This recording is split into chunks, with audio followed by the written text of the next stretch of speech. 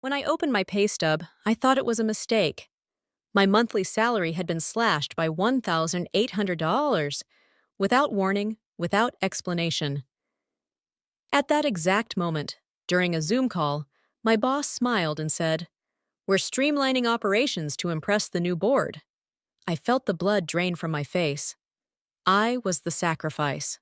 Have you ever sat through a meeting knowing you were being quietly humiliated, but had to keep a straight face?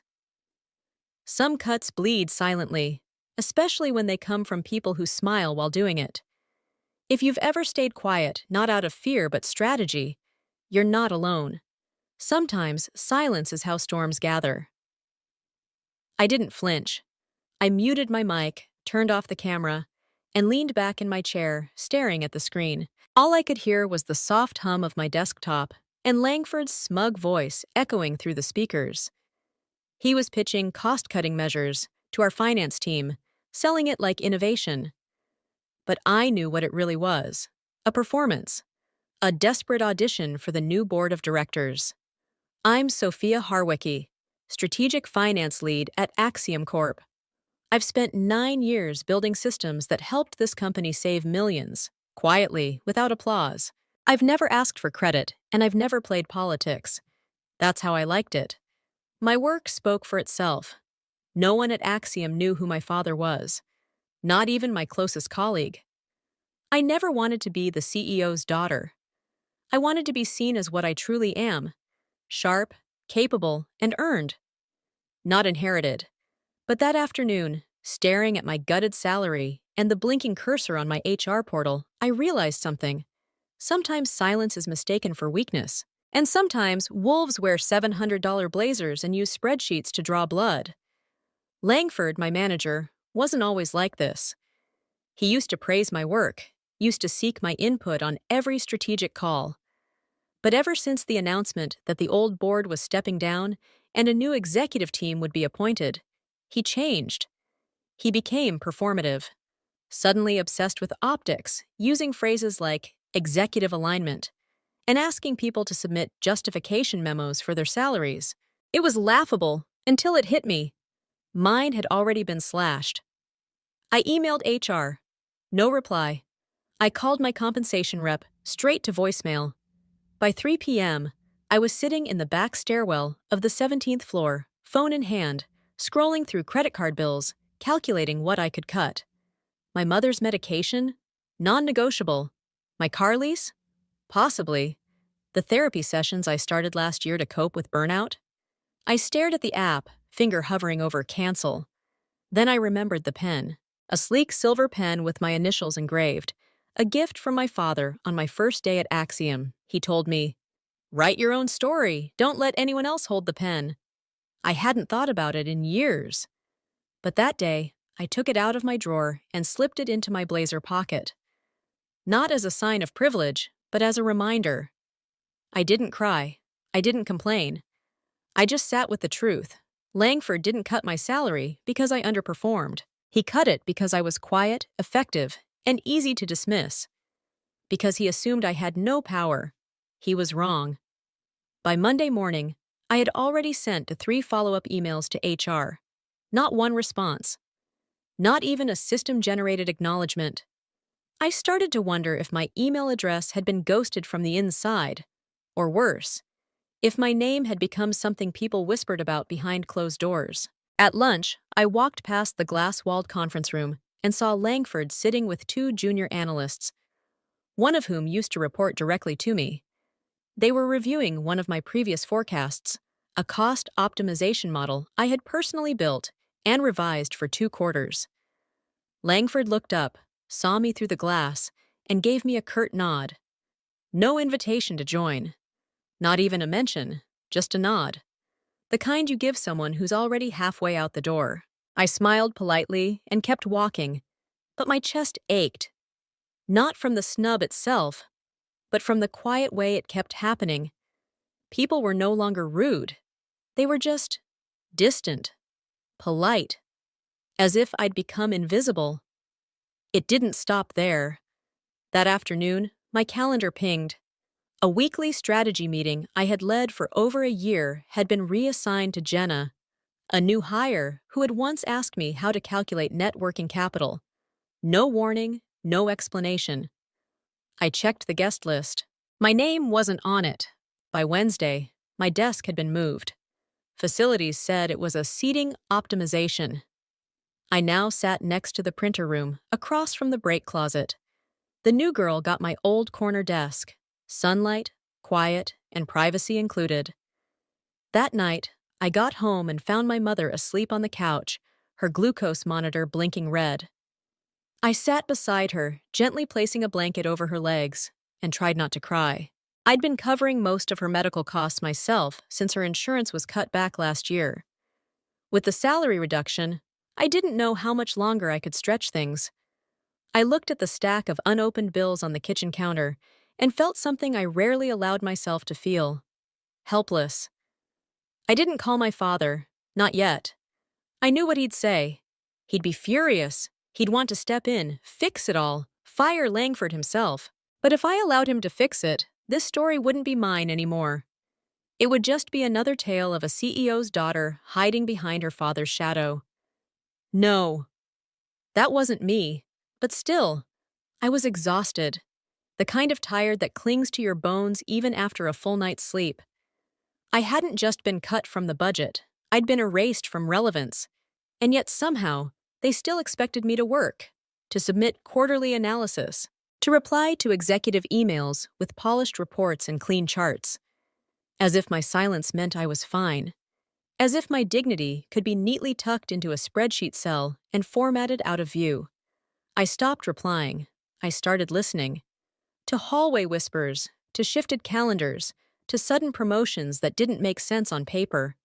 I tracked everything, not with anger but precision, because something in me had changed, not broken, not bent, sharpened.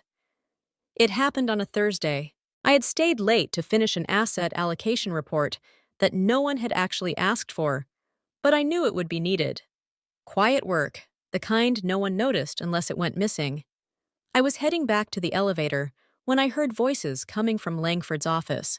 The door was cracked and the hallway was dim. I paused, not out of curiosity, but instinct. My name was the first thing I heard. "She's not a risk," Langford was saying. "She's quiet. She's easy to manage. We can phase her out without much noise. HR is already on board. No severance risk, no legal liability. And look, her numbers still look solid on paper. She's still producing. This is the kind of efficiency we want the new board to see." I didn't move. I didn't blink. "She's also alone," he added. "No husband, no mentor, no one advocating for her. I've checked. She's not connected, not protected." The other voice, someone from HR I assumed, gave a small laugh. Cold but smart. Cold but smart. That was the moment something inside me stopped hurting and started calculating. Not rage, not revenge. Focus. Have you ever reached that moment when the hurt no longer stings, but sharpens you? When your tears dry up and you suddenly see everything with crystal clarity? It's not about fighting anymore. It's about preparing. If you've ever felt that shift inside you, I want to hear what came next. I didn't go home that night. I walked to a 24-hour diner, ordered a coffee I barely touched, and opened my laptop. I didn't cry. I didn't shake. I started tracing every move Langford had made in the last 6 months. I remembered how he'd cut the travel budget for my team, yet somehow approved a $14,000 conference trip for Jenna in marketing. I remembered how he'd insisted on reclassifying my role as non-essential while padding the title of one of his direct reports to Vice President of Client Optimization, a title that didn't exist in any org chart. I remembered the justification memos he demanded from us, but never submitted himself.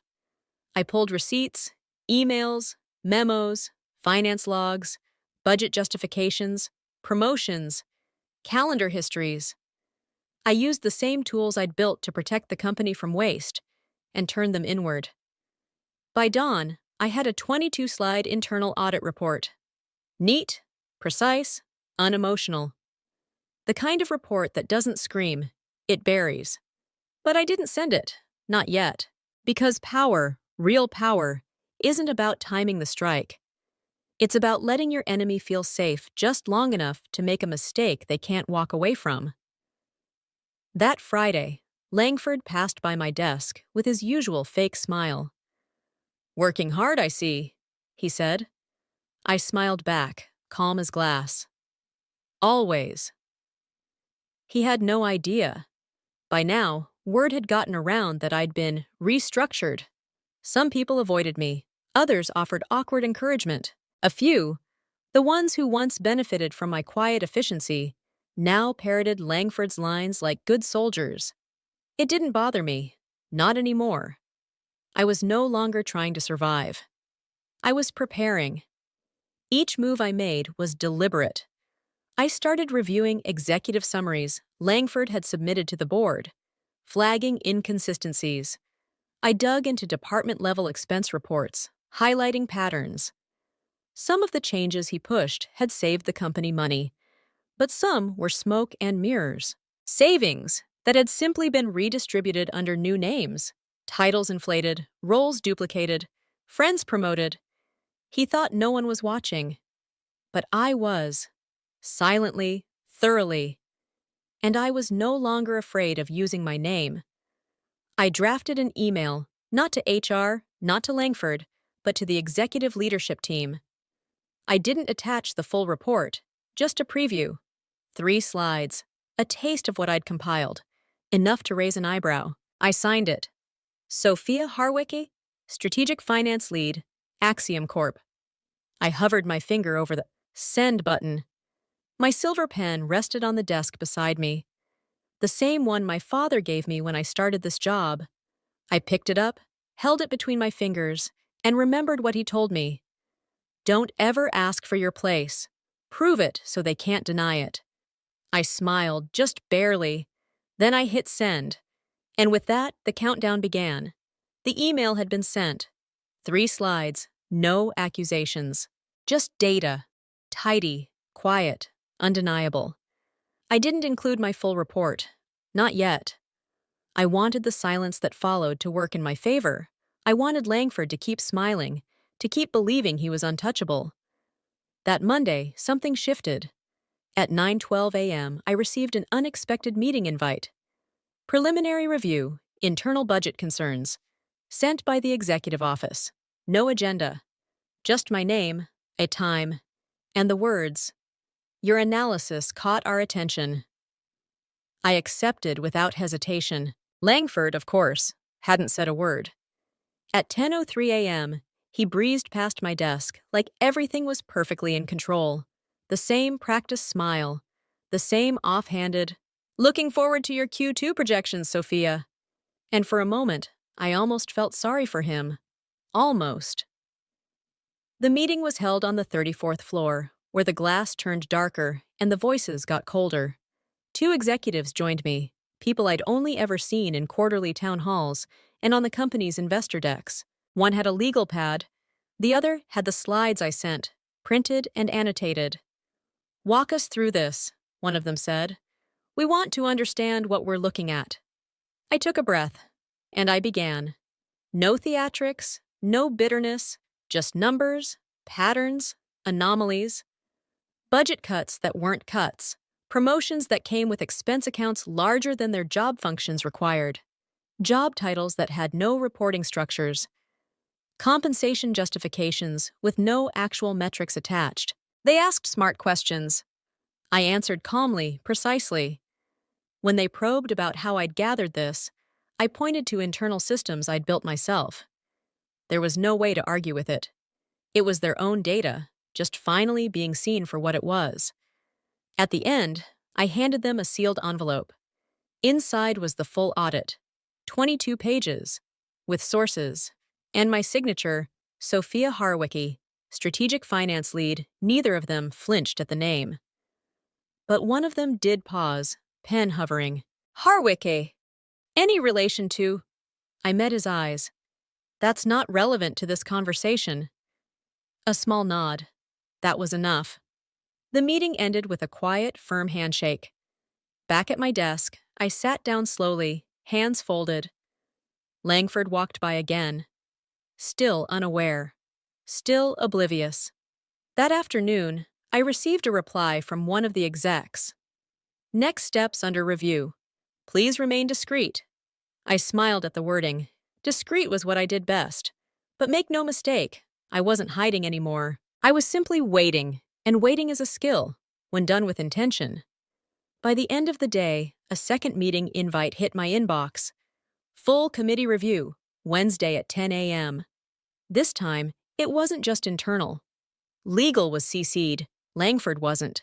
And with that, the edges of his illusion began to fray. Wednesday arrived, gray and still. The kind of morning that holds its breath. I wore navy, clean lines, no jewelry, hair back, face neutral. I didn't want to look powerful. I wanted to look prepared. At exactly 9:58 a.m., I stepped into the executive boardroom. Glass walls, long table, a row of bottled waters with labels perfectly aligned.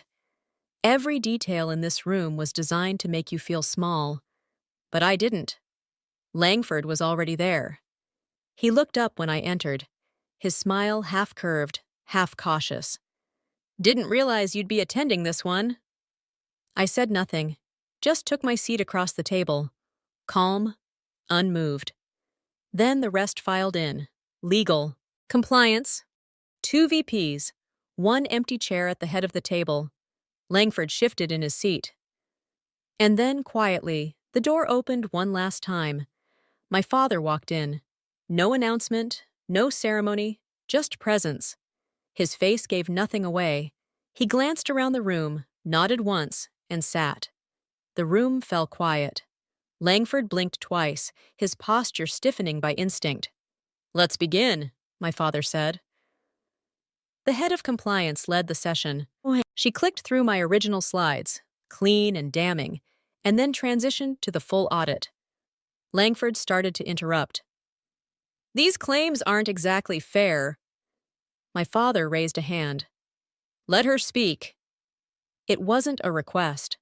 I walked them through every detail, line by line. No emotion, just data. Promotions approved with no merit logs. Travel budgets masked as vendor engagements. Department restructuring used to sideline top performers in favor of personal alliances. I ended with the cost of it all, nearly $1.2 million in misrepresented efficiency across 3 quarters. I didn't need to editorialize. The numbers spoke loud enough. When I finished, I closed my laptop. Silence stretched long and uncomfortable. Langford laughed nervously. "Look, with all due respect, this feels more like a vendetta than an audit." That's when I looked directly at him, for the first time. "I gave you the benefit of the doubt," I said quietly. "I thought maybe I was just collateral damage in a bigger strategy. But then I heard you say I was easy to eliminate, that I had no one." His face froze. "I didn't report you because I wanted revenge. I reported you because you were bleeding this company from the inside out, and you thought no one was watching." He turned to my father, his voice cracking. "This is clearly personal." But my father didn't flinch. "I wasn't even aware she submitted the report," he said.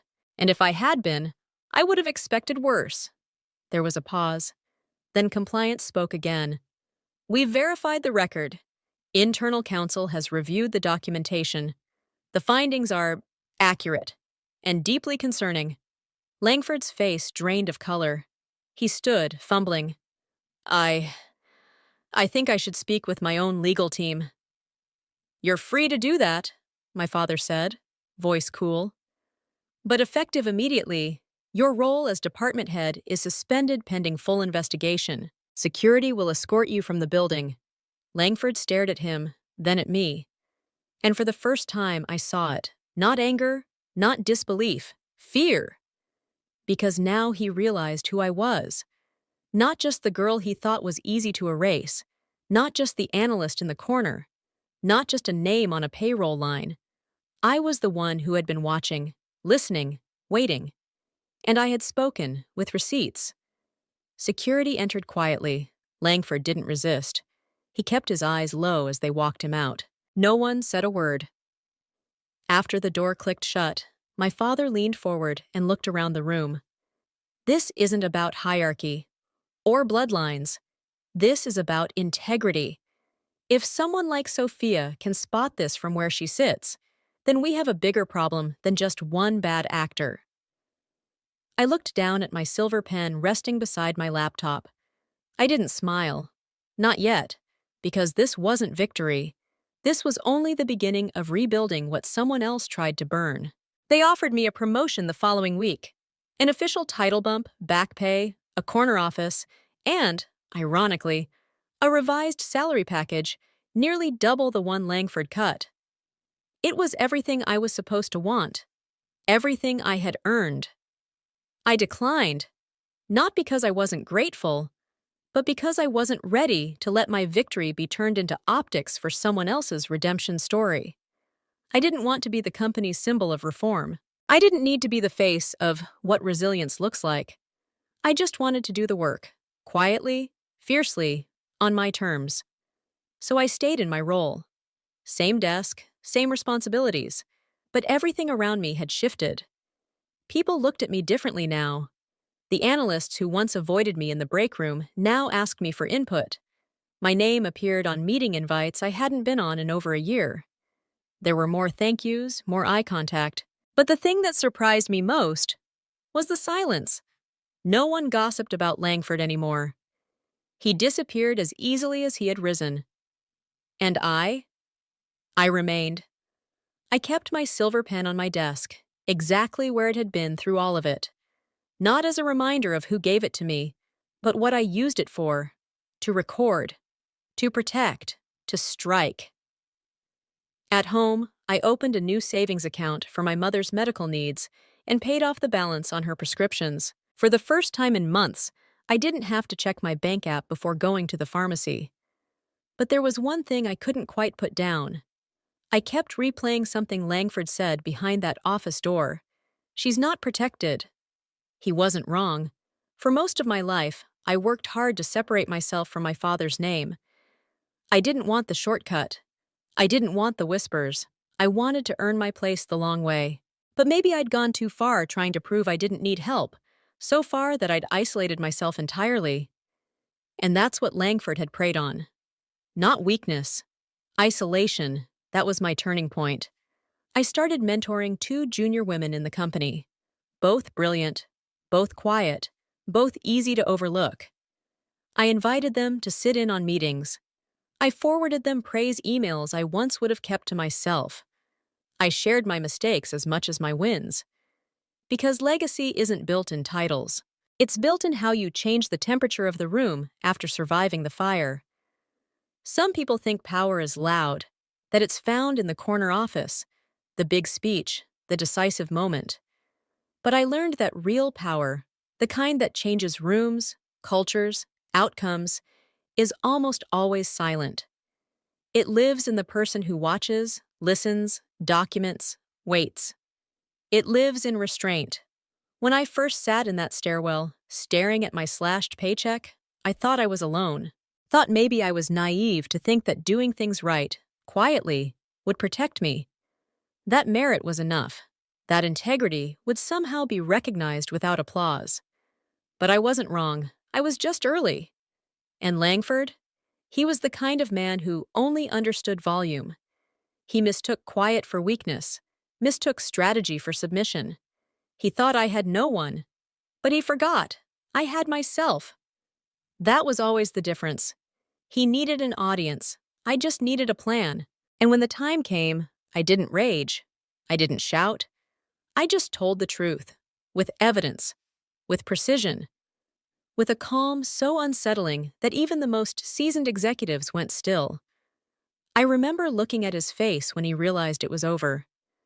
That everything he built on manipulation and ego had been unraveled by the very person he tried to erase. And all I had done was stay. I didn't storm the castle. I became the foundation under it. And when it cracked, he fell through. It wasn't revenge. Not really.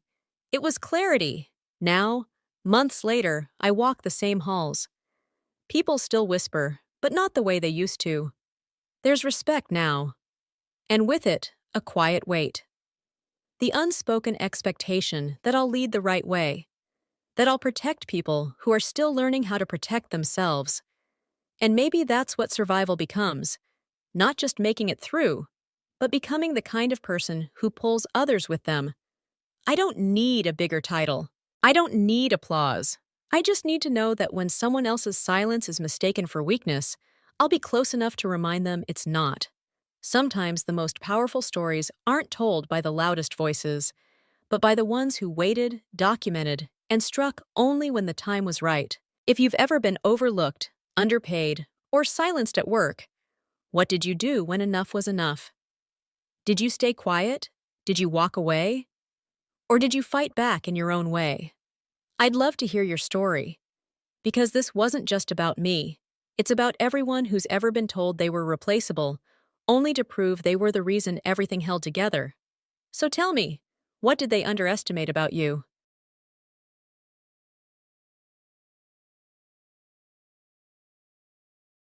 At 3:15 in the afternoon, my name was called to the top floor. The glass-walled office of Marcus Weller, our CFO, had always felt cold. But that day, it might as well have been an execution chamber. He didn't even look up when I stepped inside. A printed form lay on his desk, already framed by a pen and a thin smile. "Angela," he began, voice smooth as if rehearsed. "We've reviewed expenses, effective immediately. Your salary will be reduced by 40%. Sign this acknowledgement, and we'll continue forward." I froze. The words blurred together. 17 years of work collapsed into a single sentence.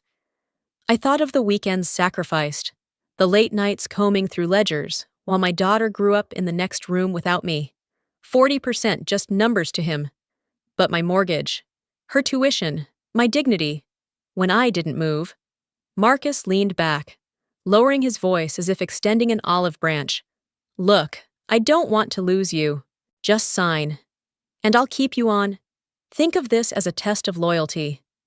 A flicker of false hope surged through me, then dissolved as quickly as it came. His words were staged. The pen was already angled toward my hand, the form already prepared. I forced my gaze to meet his. No. Something sharpened in his eyes. With a small gesture, the office door opened. 2 security guards stepped in. Silent. Waiting. Marcus slid another sheet across the desk. This one stamped termination. "Then this is final," he said, louder this time, making sure the guards heard. The air drained from the room. My chest tightened. My ears rang with the mechanical detachment of it all. I pressed the pen down, not on his pay-cut form, but on the refusal line. A quick scratch of ink, the last mark I would make for SinnerCon. As I set the pen aside, my phone vibrated in my pocket. A system alert flashed across the screen. Red signature, revoked payroll authorization removed. My mark, the encrypted proof that validated every financial report, had just been erased. I stood there, stunned, paralyzed, realizing Marcus hadn't just ended my job. He had triggered something far larger than either of us understood. Today.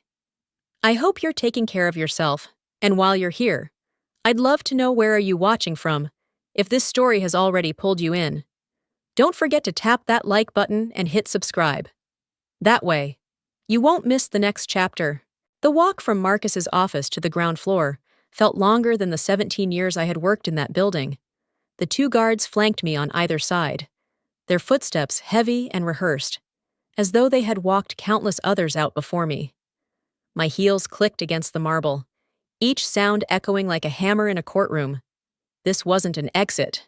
It was a spectacle.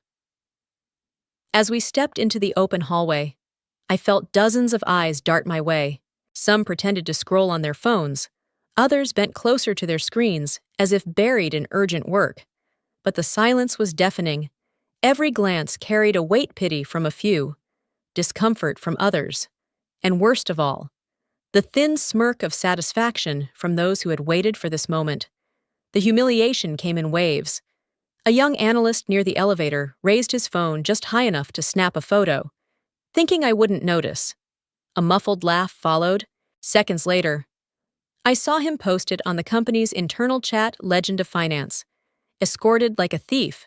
The caption burned worse than the picture. I had carried that department on my back for years, kept the company out of regulatory fires more times than I could count. And now, I was a meme.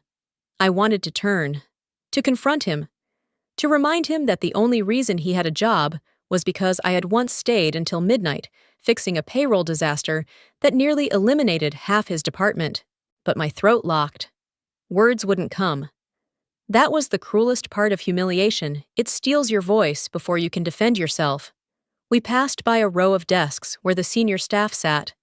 My eyes searched, almost desperately, for one familiar face.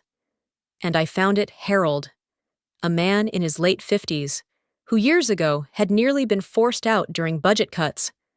I had fought to keep him, presenting data that proved his role was indispensable. That night, he had shaken my hand with tears in his eyes, promising he would never forget. Now he sat frozen, his shoulders hunched, gaze fixed on a spreadsheet that didn't matter. When our eyes met, he looked away, as if the numbers on his screen demanded his attention more than the woman who once saved his career. My chest tightened. That cut deeper than the smirk of the analyst or the silence of the others. It was proof that fear was stronger than gratitude. The guards guided me through the lobby, past the reception desk I had walked by 1,000 times. For years. I had entered with a badge that opened every door. Today, my badge was dead plastic in my purse. Heads turned as the elevator chimed behind us. The walk across the polished floor to the glass doors felt like a parade of shame, each step stripping away the dignity I had left. When the doors closed behind me, I stood in the brisk air, heart pounding. Inside, whispers spread like wildfire. My body trembled not from anger yet, but from the raw sting of humiliation. When I finally made it home, the silence of my apartment pressed harder than the noise of the office ever had. I set my purse on the table, hands still trembling, and reached for my laptop. The machine whirred to life, and almost instantly, a notification pulsed across the screen, signature mismatch. Red signature not found. For a moment, I couldn't breathe. That small line of text meant more than any insult Marcus could have thrown at me. It was confirmation. My red signature, the encrypted key I had designed years ago to validate every financial report, was gone. Erased as if I had never existed inside Cinercon's walls. I remembered the night I built it. An intern had manipulated expenses, nearly costing us millions. The chaos that followed made me swear never to let false numbers pass through unchecked again. So, I embedded a safeguard. Every report required my active payroll status, paired with my red signature. If either vanished, the system flagged the data as fraudulent. It was my invisible fingerprint, my promise that the numbers were true. And Marcus, in his arrogance, had just deleted it. The bitter irony sank deep. They thought they had humiliated me, stripped me of authority, but what they didn't know was that in removing my signature, they had amputated the very limb the company balanced on. My chest ached, not with triumph yet, but with a pressure I could hardly contain. I closed the laptop and leaned back, staring at the ceiling. My daughter, Sophie, appeared in the doorway, her arms folded tight. "So, it finally happened," she said, her tone sharper than I expected.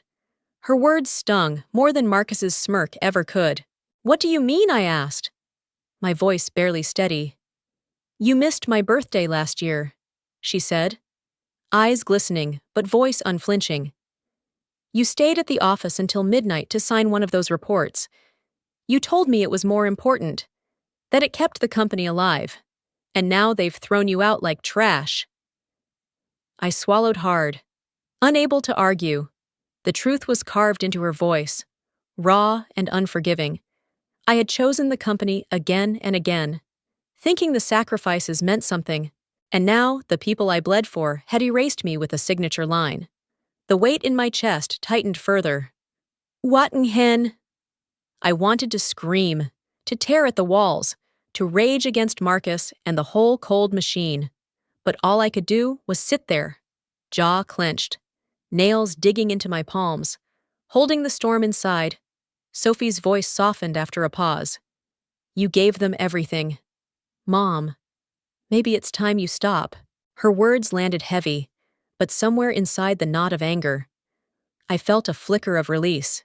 The system was already reacting to the missing signature, and Marcus would soon discover what he had really erased.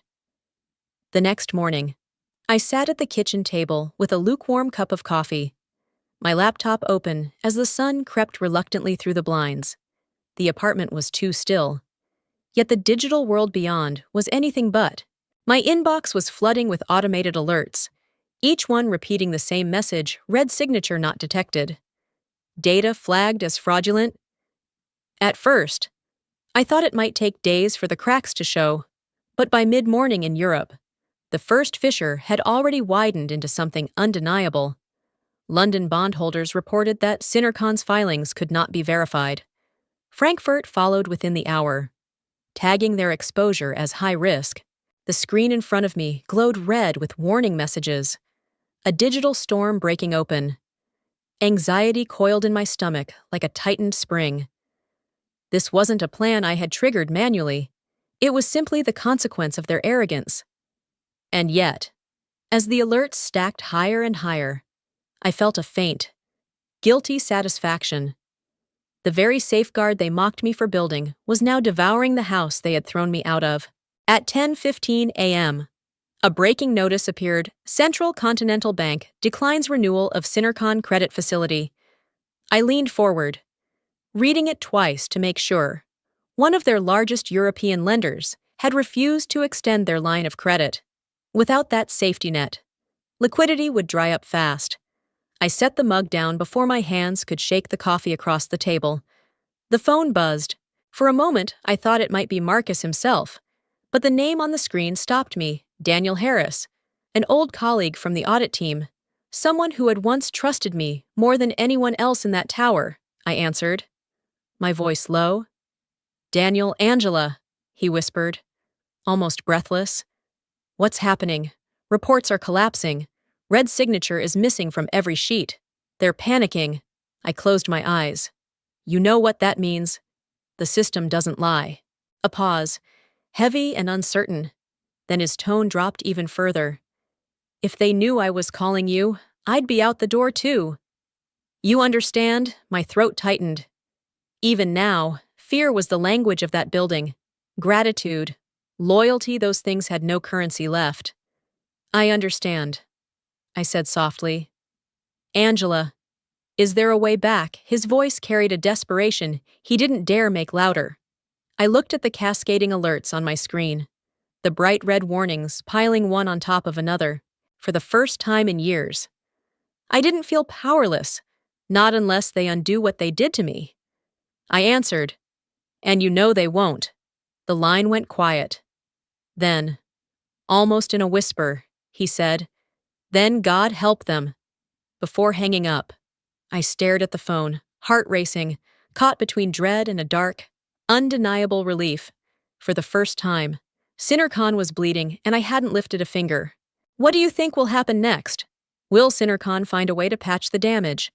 Or is this just the first crack in their downfall? Stay with me until the end, you won't want to miss how it all plays out.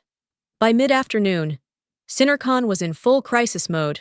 Reports of fraudulent data had spread across 2 continents, and Marcus Weller, the CFO who thought he could silence me with a single form, was scrambling to control the fire.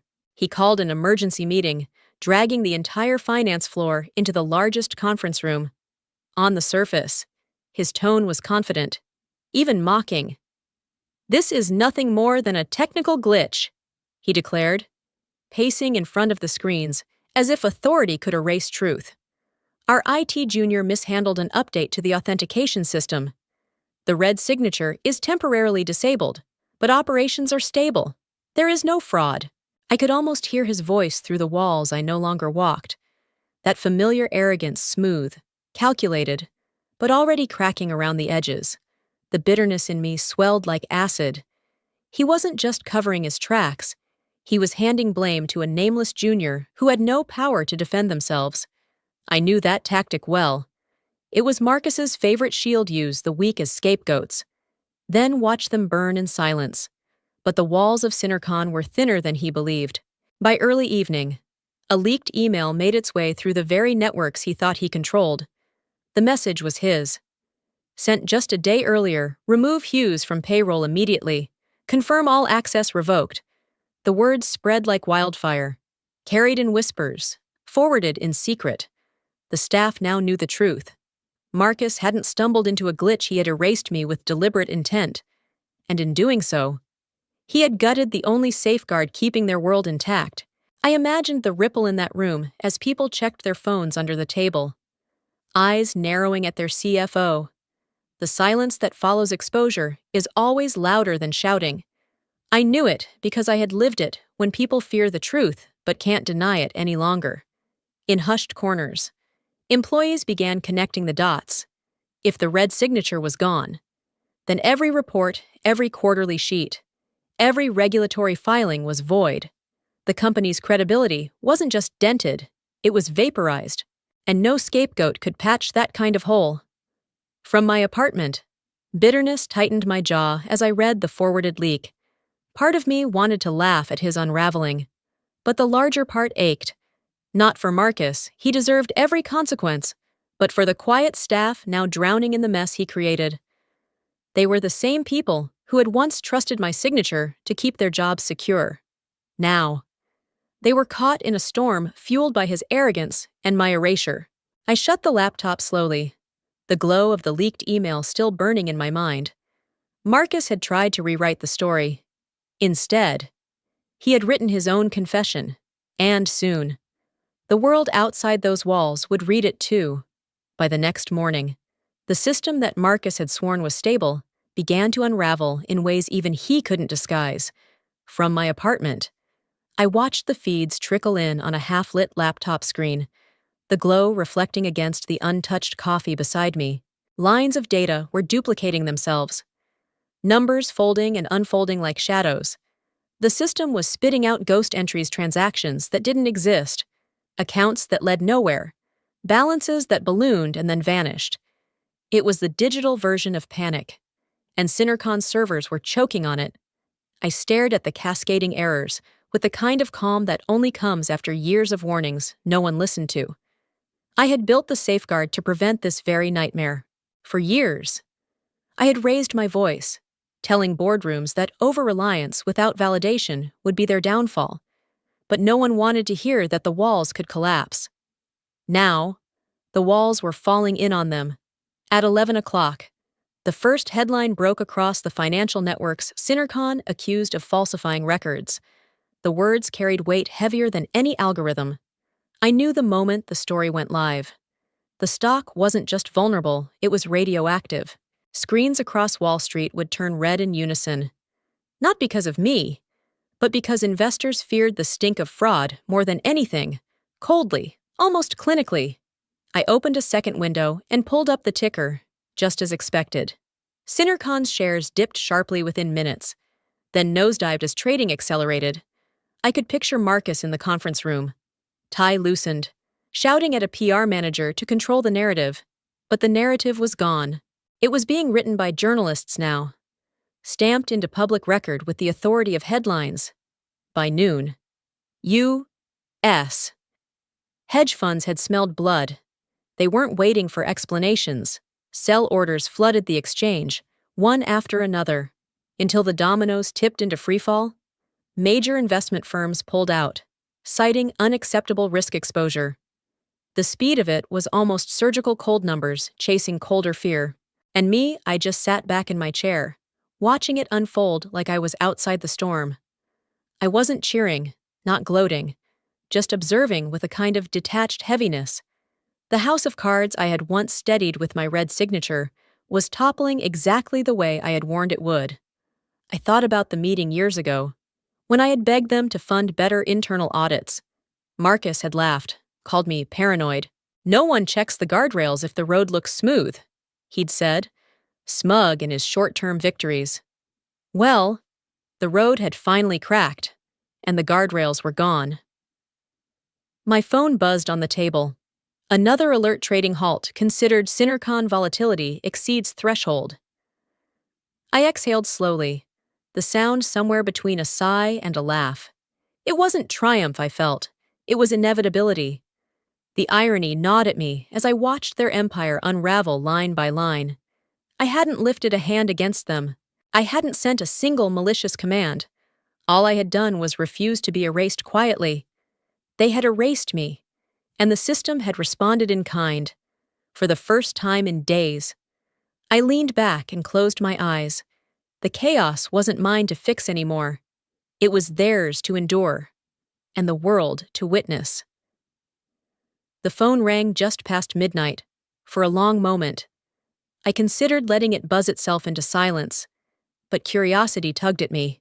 When I answered, the line was filled with a voice I hadn't expected to hear so soon. "Angela," Marcus said, his tone stripped of its usual arrogance. "We need you. Just reset the red signature. I'll reinstate you immediately. Double your salary. Whatever it takes." The bitterness rose in me like bile.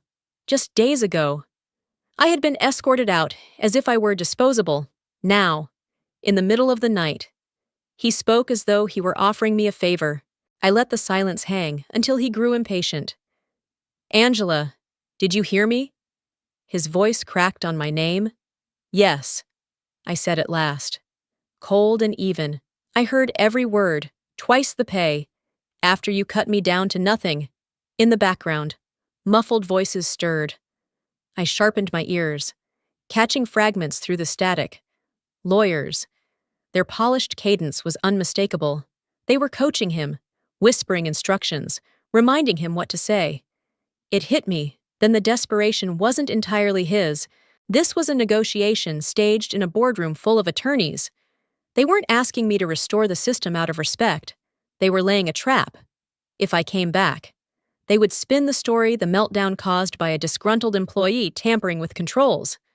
I would become the scapegoat, the final line in their false narrative.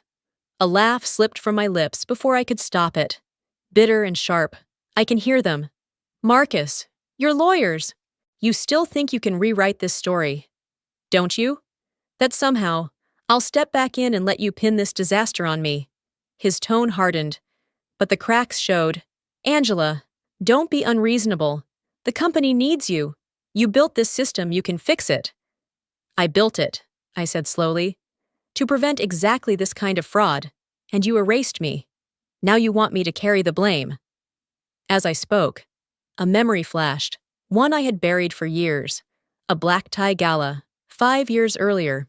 Marcus stood on stage, a glass award in his hand, smiling for the cameras as he accepted recognition for excellence in corporate finance. The applause echoed while I stood in the back, unseen, clutching the report I had written that saved the company millions. He never mentioned my name once. Not to the board, not to the press, not even to me. That night had left a hollow taste in my mouth. Tonight, the same bitterness returned, sharper and more cutting. "You once held up a trophy built on my work," I said quietly. "Now you're holding a crumbling company built on my signature." Funny how quickly the applause dies. The silence on the other end told me everything I needed. Marcus was still the same man, desperate to protect his image even as the empire fell. I ended the call without another word. My phone lay on the table, screen dark, while I sat there with a smile that wasn't joy, but something harder, something earned. 24 hours later, the collapse was absolute. From my apartment, the quiet hum of the refrigerator was the only sound as I stared at the laptop screen. The system I had once balanced with my red signature had devoured itself, line by line, until there was nothing left but rubble made of code. Every transaction, every account, every ledger entry had been branded fraudulent. It was no longer a question of stability, it was a declaration of death. Trading froze in New York before the closing bell. Europe had already bled red across its screens. Tokyo had pulled the plug before dawn. The empire Marcus had built on arrogance and shortcuts fell in less than a single business day. My chest rose and fell in shallow rhythm as I watched the chaos unravel. I didn't feel triumph. Not yet. Just a kind of stunned quiet. As though I were witnessing a funeral I had already prepared for, but never imagined would actually arrive. The breaking news banners cut across the television. Synercon systems compromised, investors flee. Anchors spoke with the rehearsed calm of professionals masking hysteria. But their voices could not soften the reality billions evaporated in hours. Trust erased in seconds. Then came the twist that silenced even me. Live on air. It was confirmed the CEO himself had been locked out of the system. He had attempted to log in during an emergency press call, only to be denied access.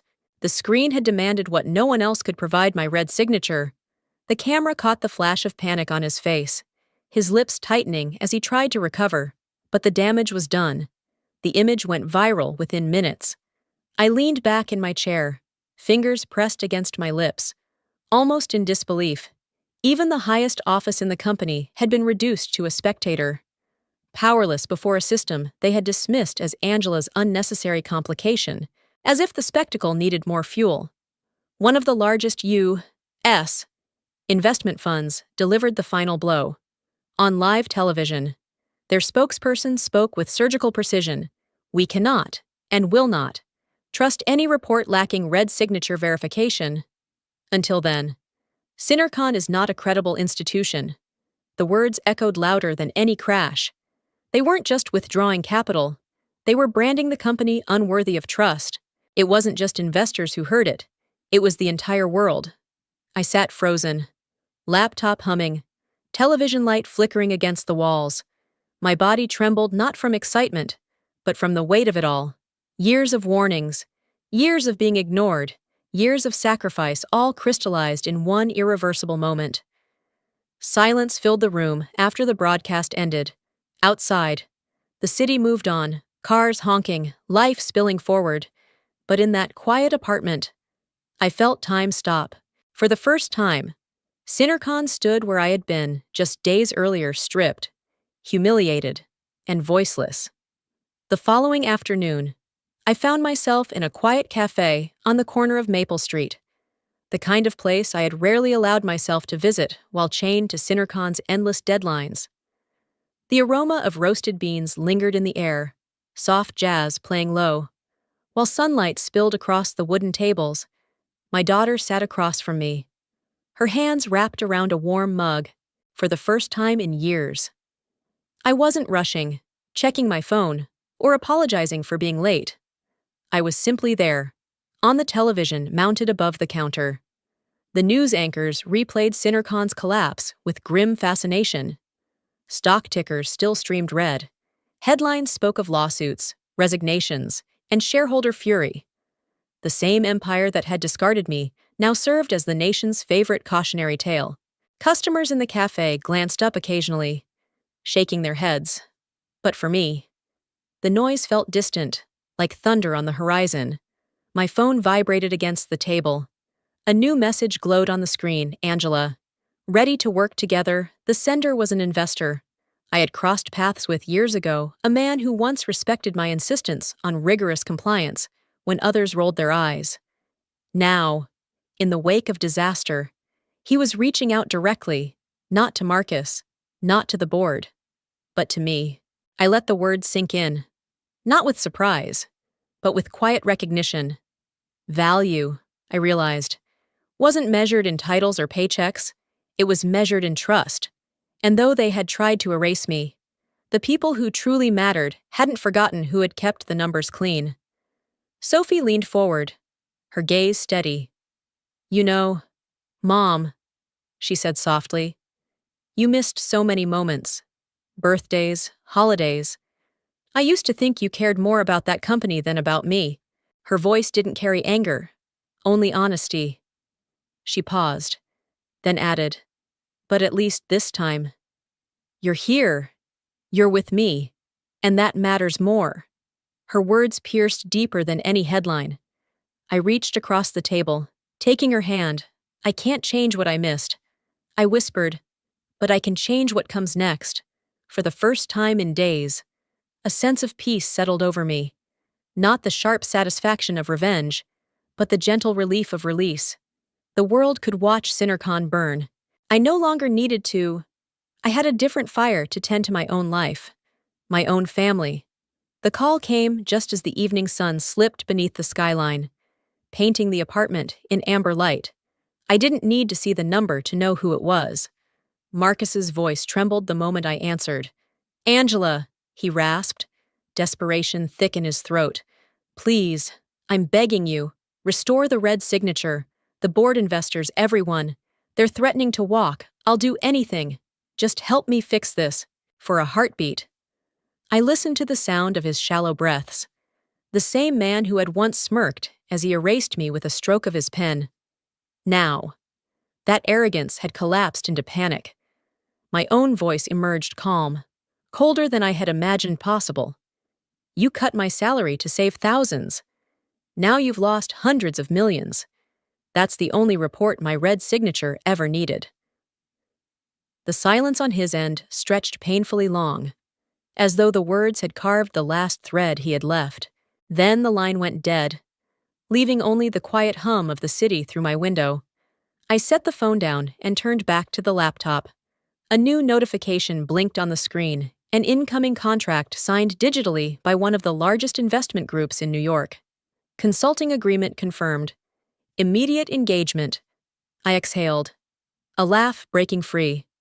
Not sharp or bitter this time, but light, after years of being overlooked, erased, and replaced. I was no longer a discarded employee. I was an independent voice, trusted and valued on my own terms. The weight I had carried for 17 years' loyalty, sacrifice, silence finally slid from my shoulders. Sophie peeked into the room, curious at my sudden smile. "Good news," she asked. "The best," I said, turning the screen toward her. She read the words, then looked at me with pride I hadn't seen in her eyes for years, for once. The story wasn't about survival.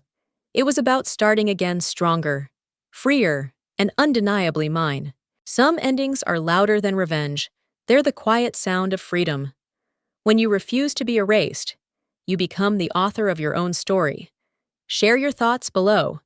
And if this story struck a chord, hit like, pass it along to someone who needs it, and subscribe so you never miss the next chapter of betrayal, justice, and redemption.